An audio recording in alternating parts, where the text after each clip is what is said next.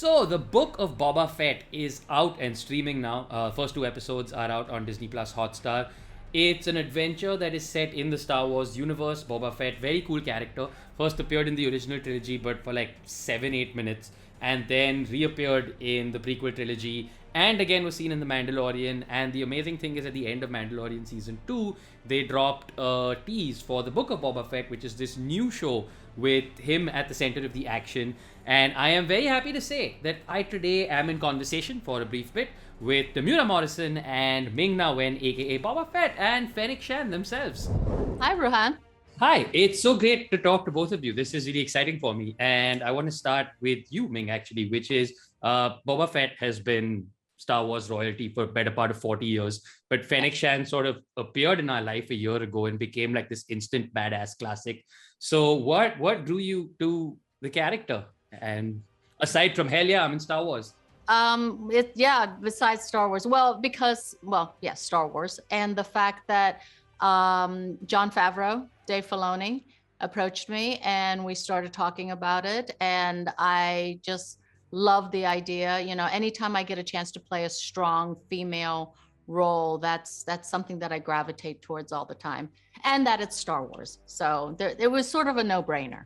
Of course. And Tem, to you, Boba Fett has been around for 40 years.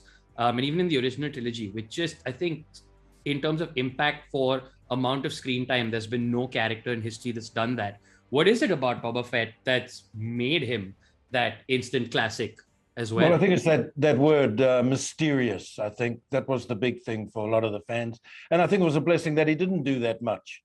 Besides the big feat of capturing the man, of course, but he was very mysterious, and kudos and credit goes to our wonderful friend Jeremy Bullock, who recently passed. So I had a wonderful opportunity to share a lot of time with Jeremy. And again, I must acknowledge people like Daniel Logan, who also brought a bit of life to the young Boba. But again, being Django put me in good stead to play the clone son. So he had to look like me. So sans the hair and of course, and the clone face. So yes, very lucky that I was involved with Attack of the Clones way back in the year 2000, not knowing back then that it was going to lead to all of this. So again, very grateful to Jon Favreau, Dave Filoni for being great leaders and setting and making this wonderful program.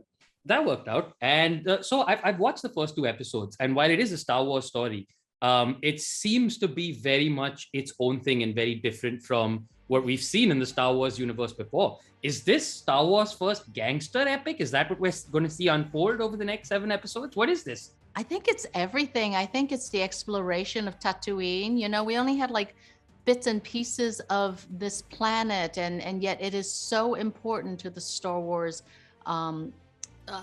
legacy. And I think it's that and the exploration of the underworld, of the syndicate crime families. I think, again, we as the characters had to start ruling somewhere. So, of course, we were stuck in the sand. Well, we thought we better take over this area first. And I'm sure there's more galaxies for us to pursue in the near future, I hope. Yeah.